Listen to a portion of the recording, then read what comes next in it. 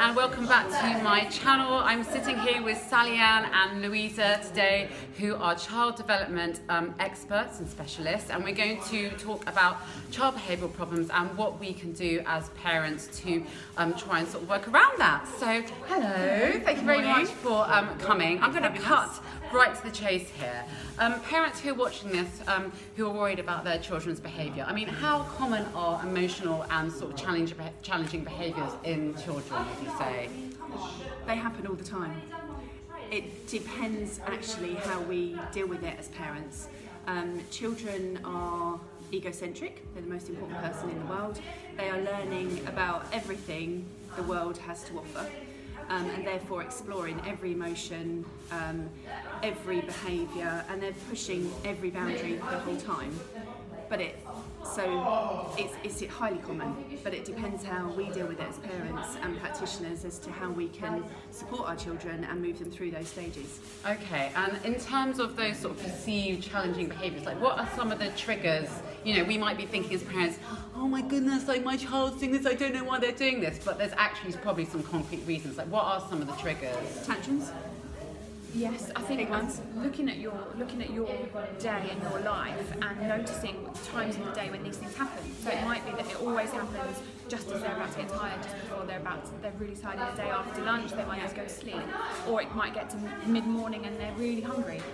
There's definitely, if you look at your life and track when these things happen in your day, everyone's different, every child's different, but I think looking at yourself and your routine and your life, you definitely notice, looking at it from the outside, you definitely notice the pattern of behaviour. I can totally see that in our life. I know when my daughter's like tired or hungry or like overstimulated, that tends to be, or when her emotional cup is not filled up as well, that tends to be when the behaviour goes out the window. It's at the times of the day where you'd rather not. So you're trying to get out of the door, you're trying to get somewhere at lunchtime, or you're trying to get into bed.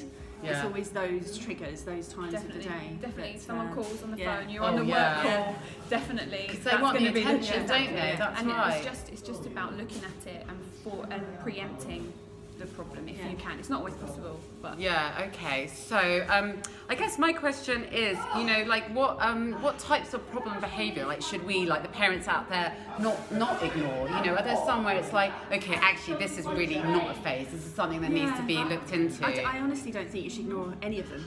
Okay. Because but the thing is, if you ignore any of the behaviours, they can actually become worse. Right. So if you're dealing with tantrums or expressive behaviour, anything like that, as a parent, the more you deal with routines, boundaries, guidelines, and put a routine in place for the children, the better it will be for you to deal with it. So that's really interesting, because I've often had people saying to me, you know, like, oh, you're so like routine-led, and almost like poo-pooing the fact that I'm routine-led. But you're actually saying that's a really good thing for children's behaviour. Children absolutely thrive on routine, boundaries, guidelines, consistency and consequence. Yeah, definitely. And you'd notice that if you looked at your child at a nursery or a setting or a school where those things are in place, often parents will go to parents' evenings or see the practitioner and they'll say, well, my child doesn't do this at home.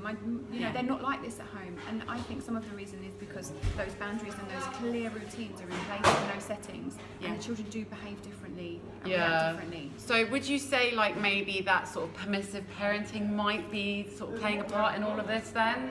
I think every family and every child is different, and what works for you doesn't work for someone else. Right. I do think routines and boundaries are really good to have in for children. Yeah. But that might not work in your family life. We're not saying that you have to be one way or you have to be another way. It's just what works for you. It's just what works for you. But in my life, it works. It works. For me. So different horses for different courses, like with everything in parenting. Okay, so can you now give the viewers out, our viewers out there, some practical tips on how to deal with sort of challenging behaviour? I'm thinking more like kind of firefighting sort of tips as opposed to sort of more long term, which we can talk about in a minute. Well, I do something I call ignore, divert and praise. So what we tend to do as parents when we've got any challenging behaviour is feed it. So you try and dampen it down, you try and find out what the problem is, you try and deal with it, you're just constantly on lots of questions. all the time. What are you doing? Why are you doing that? Are you What's okay? happening? What can I do? How can I help? And actually, It's you're fueling just it. fueling the fire. Right. Fueling it. So I do the ignore, divert and praise, which I've done for a very long time. with the Ignore, children. divert, praise. Yeah. Write that down, everyone. So it's not about ignoring the child, it's about ignoring the behaviour. Right. Diverting the child's attention to something else, and then praising either the child or the situation to move them through it and to change what's happening. Okay, that's a really, really good tip that I think probably anyone at home watching this can implement. And then what about sort of longer term?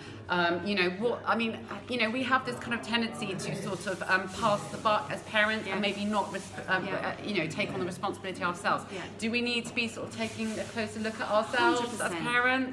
Whenever we see any child at nursery or parents are coming in saying, their behaviour's like this at home or triggers or whatever, I always start with the parent first, always, because you'll find that it depends what routines, boundaries and guidelines you've got in place. And I keep saying the same thing about this routine, boundary, consistency. But the other thing that parents really need to learn to do is to say no to their children and mean it. Because the minute because the minute you say, right, okay, you've done this, we're not going out, we're not doing this, 2 minutes later they're going out, or they're getting what they wanted in the beginning, because it's an easy life for a parent just to give in. Yeah.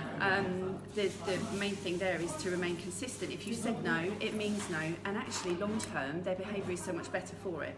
Right. But that's really hard for a parent to do. That is a tough one, because I really try and sort of like own it with a consistency, and it's always, sometimes you're like, it's not even convenient to be consistent. You're thinking, now we're not going to go out, and I'm going to have to stay at home and with this like nightmare. Like, what am I going to do? And I think you planning a realistic consequence. So knowing what you're going to say at that point that you can actually stick with, because saying, we're not going to go somewhere, when actually the whole family's looking forward to going to this event and you're going to let people down, that's not a realistic I've done that before and ruined the day, so that's a really good tip. And the minute children realise subconsciously that you're giving in, they will continually do it, and then the problem just gets bigger and bigger. So the sooner that you can say no, mean it, and follow through, the consistency and the follow through is absolutely imperative. That is such fantastic advice. Thank you so much. Everyone at home watching this, if you have any questions, please do leave them in the comments below. If you're dealing with, challenging behaviours, we want to hear from you. Pop a comment below. If you found this useful, do give this a thumbs up, hit subscribe. I'll leave all the information below so you can find out more about what these two lovely ladies do. And, stay tuned for more practical tips on parenting issues. Okay, thanks everyone. Bye. Bye.